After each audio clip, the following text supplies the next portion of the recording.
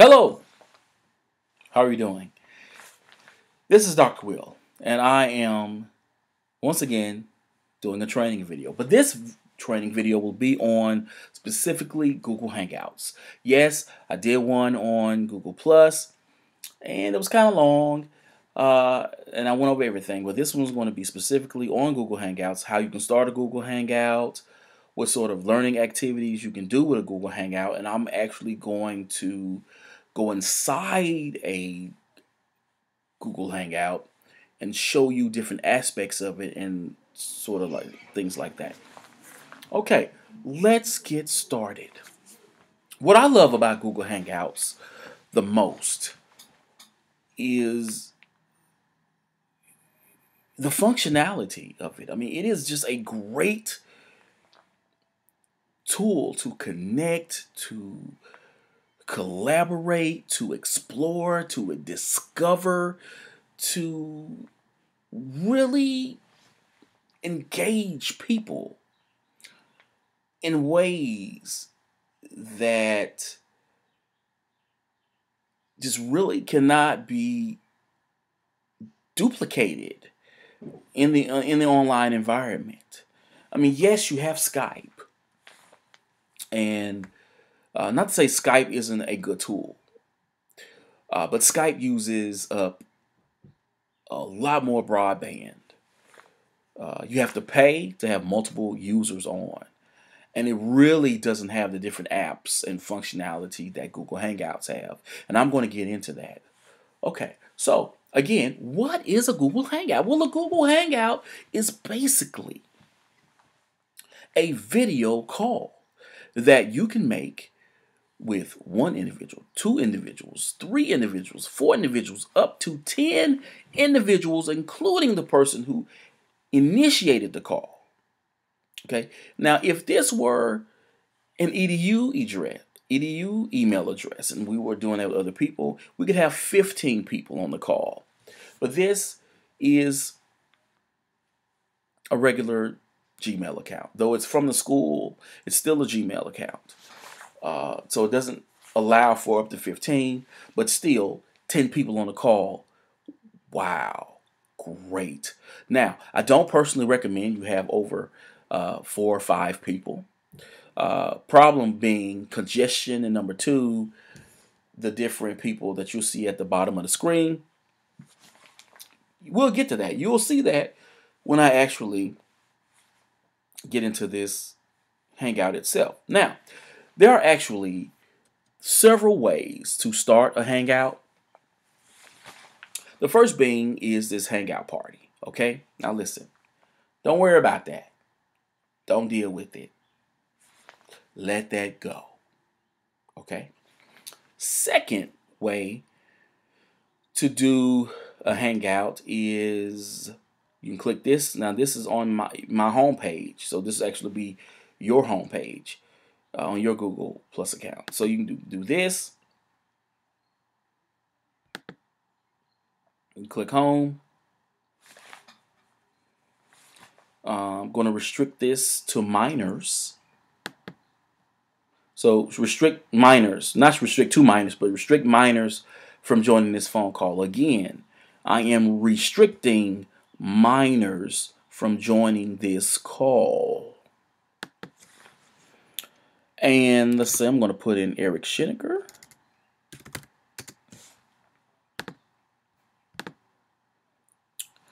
And it's just as simple as going start.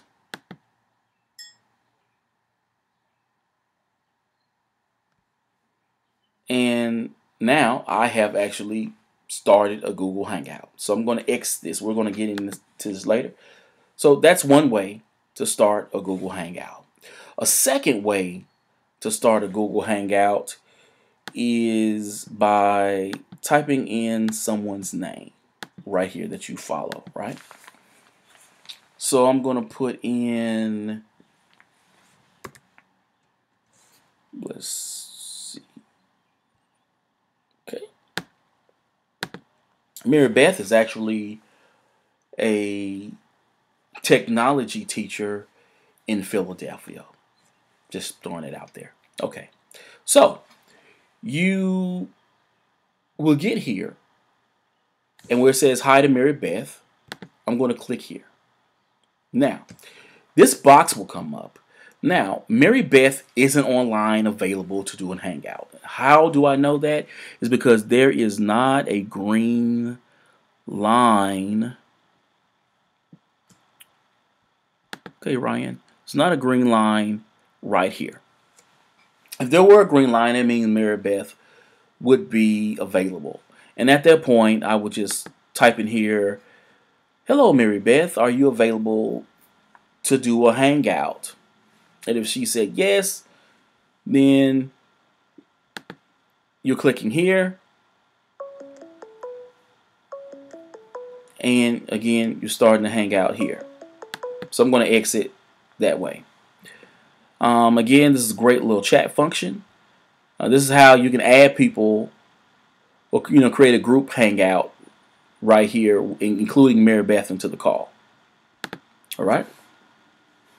So that's another way. A third way to do a Google Hangout is to look at your Hangout site. It's right here, right? Now, what Google has actually done when they did the revamp was include a archive, if you will, of your past Hangouts. So, let me go here. I actually did a Hangout with Paula, Lisa, and Jessica. You may remember them from the webinar on blogging we did. And if not, go into the teachers community on Google Plus. And if I remember, I'll make sure to go there so you can actually see the community. And you'll be able to see this webinar, okay? So I click here because this is an archive conversation that I've done in the past. What I would do then is click here, and like other Hangouts, as I've sort of demonstrated, everyone who was in this Hangout would actually get an invite because we've already done one together. So as a group, they would get it. Now, see here, I know Ronnie is available because Ronnie has a green line under here. Brent is available.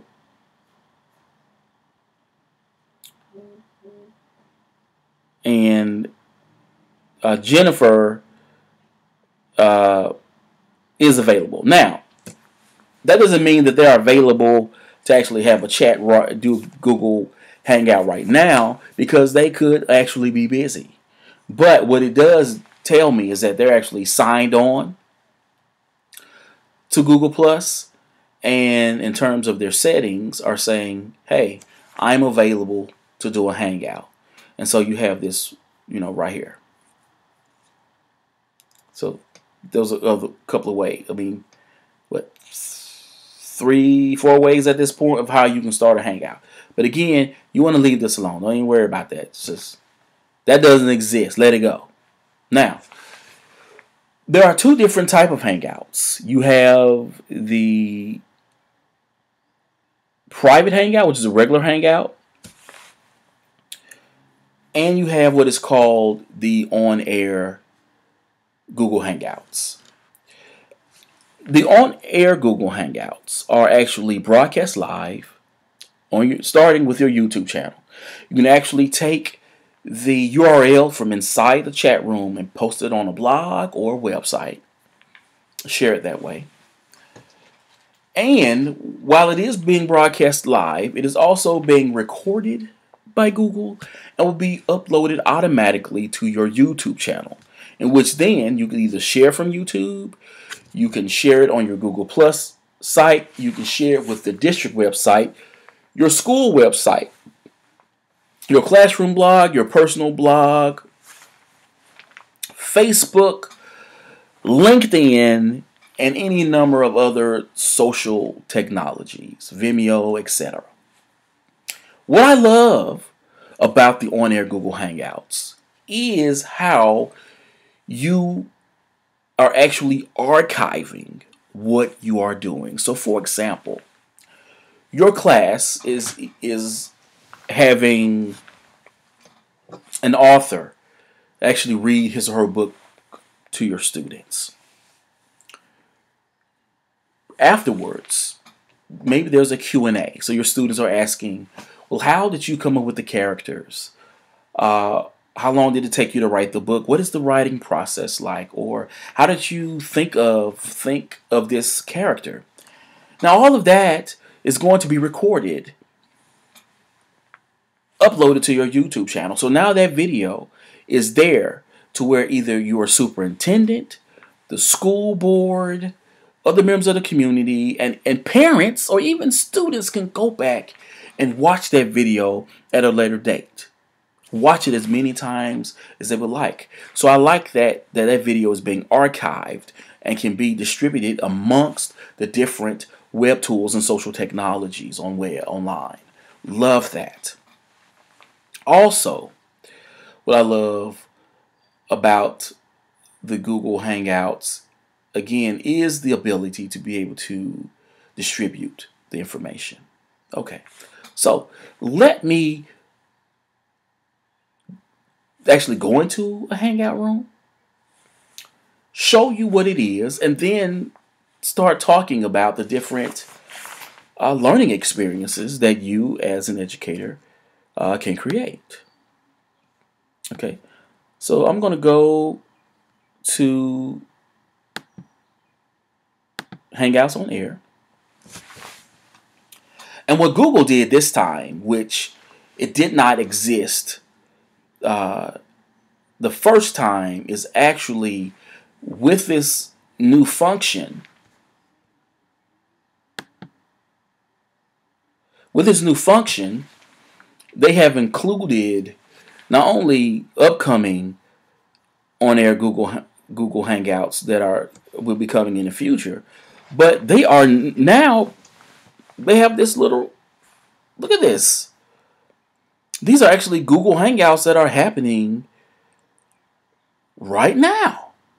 Now here's a coaching session. This is, I don't know what that is, but what you will have, and I've been here before, is all kind of videos. Like I've seen people do ESL classes. I've seen people do vocabulary classes. I've seen people do presentations. I've seen a lot of different educational programming just right here. Great tool. So if I wanted to start an on-air Hangout, I'm just going to click here. Okay, it's going to take me in here. Okay, you would name it, and so for here I'm just going to put live demo. You would put someone's name, you know, just like earlier before where I said Eric Schenecker. But for this, because I'm not going to actually do a Hangout, I'm just going to go ahead and X his name out. And I'm going to hit Start On Air Hangout. Okay. Now, I can just do this Hangout by myself and just talk to the screen. And there are people who do this to create, so either they vlog or they actually create different learning experiences, different type of educational programming. They do that way. And so right now what it's doing, it is preparing for me to broadcast. And when that gets done, I'm not going to broadcast today, but I will show you how to do it. Okay, so let's get to the different parts of inside this Hangout room. See what it says start. So if I were to click start broadcast. It will do a countdown and then start being broadcast live on my YouTube channel. Okay, so I can click this to invite different people. You have a chat in which you can go here and chat with the other person, and so you can just do just a little chit chat, or you can actually, if you want to share something with someone, you can share links to different websites. You can do that right here. Then there is what is called screen share, and so you can screen share your desktop, your Google Hangouts, or this is Google, what I'm looking at right now. This is actually the Google Hangouts page right here. So I'm going to cancel that.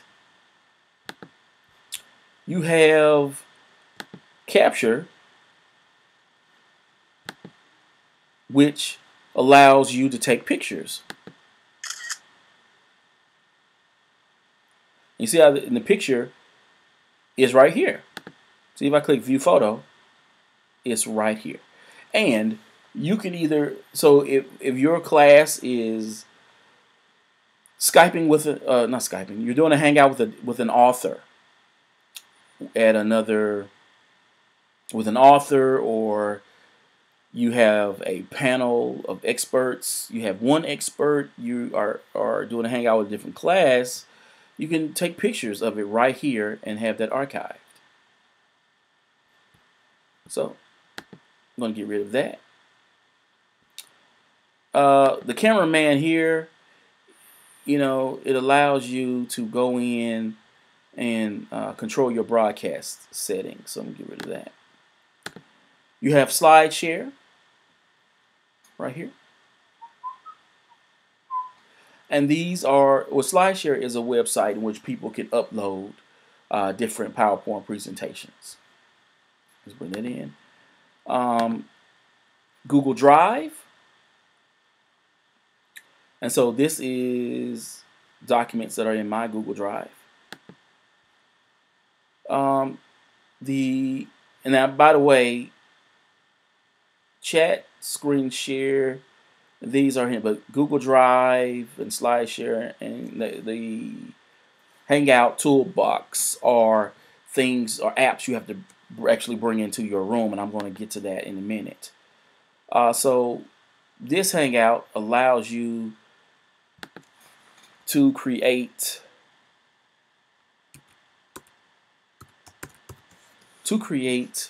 a Chiron like you see on TV. Boom! Will Deyamport EDD. So, as you can see, it's backwards on my end, but the other people will see it reversed. As well as when you're watching the video, you'll actually see it reversed as well. Okay? So I'm going to take that off. And to bring in apps into your room, you're going to hit View Apps and then Add Apps. And that's Remote Desktop. And that's what I just did for the lower third. Google Art Project. Tour networks of Google Art Projects. Storybed. See, there's the different apps. A digital whiteboard with sticky notes, brainstorming for meetings. So this is a productivity app. And so you can just click these and then the app will appear right here. And to share information, what you're going to do is, let's say, for example, I'm working on a project and I want to show someone with my Google Docs. I want to show something. So what you're going to do is you're going to hit screen share. Okay. Let's say you hit Google Hangouts. All right. So you say you start the screen. You start the screen share. And I know that looks funny, but I'm going to go to my Google Drive, and I said click here.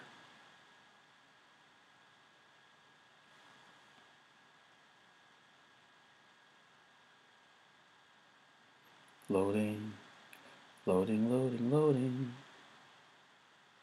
loading, loading, loading. Okay, so it's taking a long time to actually load this document. Okay, so what this is this is actually my dissertation. So this is what it is. This is actually my dissertation, which is inside my Google Drive.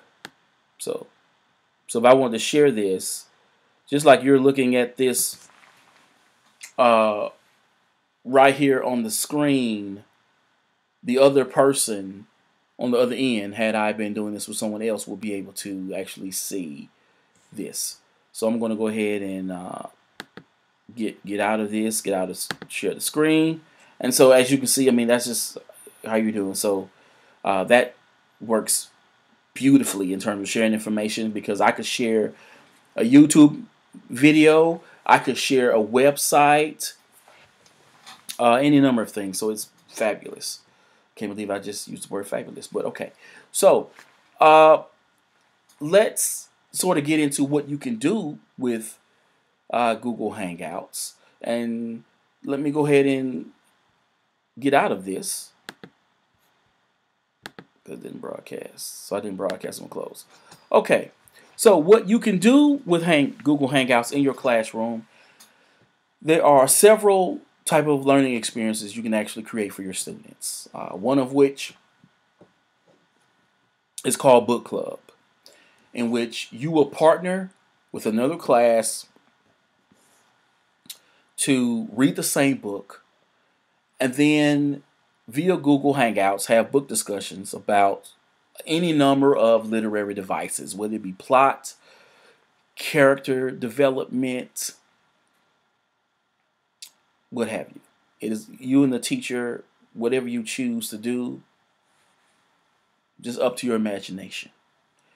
Then what you can also do is bring in different authors to read stories to your students. You can also have experts come into your classroom. And this can be done either having experts to come in to address different career paths, because you know the district has that. Or let's say, for example, you are studying the Civil War. And you can do a hangout with a Civil War historian. You could do a Google Hangout with an author who wrote a book about the Civil War. You could do a Google Hangout with someone who works at a museum, who has a Civil War exhibit. You can do a hangout with a panel of people, whether it be families who are descendants of people who fought in the Civil War, and be able to share those family stories, and possibly, if they have any regalia, to show that to your students.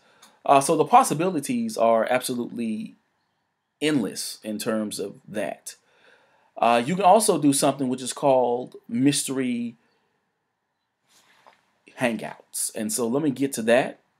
So I'm going to go to my community, because there's actually a community on Google+. So mystery hangouts. Okay. And so what a mystery hangout essentially is, two classes trying to discover each other's location. And what you're going to do is you're going to take turns giving out clues or asking where's clues. So for example, you may say, are you in the western part of the United States? If the other class says yes, then you ask another question. Then you may say, are you near a river? Or are you near an ocean? Are there mountains in your state, in your city? And students, again, you keep asking until you give an incorrect guess. Then the other class will begin asking. And what's great about this is that your students can break out Google Maps or even a map that you have in your classroom and really start to see geography from a different perspective. Okay, it makes it more interesting to them. And plus, they are engaging in other students. And because it's a game, there's that challenge, that competition. And the students love that. They really do get a kick out of it. Okay? And so these are just a couple of ideas of what you can do with Google Hangouts in your classroom. And what I did earlier this year in the district was a Q&A with Crystal Rowry, who is a graphic designer in LA, and students from the high school, and a class from the high school, from art class in high school, and two art classes. Two ICT classes from Berger actually participated in the call, and they were able to ask her about what she did on a daily basis, how much money a graphic designer makes, what sort of education and skill level you need. They also asked her about her typical day, and she was able to share some of her work with the students. So it was a great learning experience for the students. It was quite awesome. And so what I am going to do now is post this video in the teachers community. And if you're in the community, you're going to notice, or I'm going to email it out. And then if you have any questions, shoot me an email.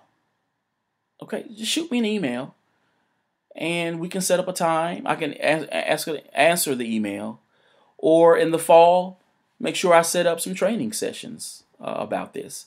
So again, thank you for watching, and I hope this video is useful. Thank you.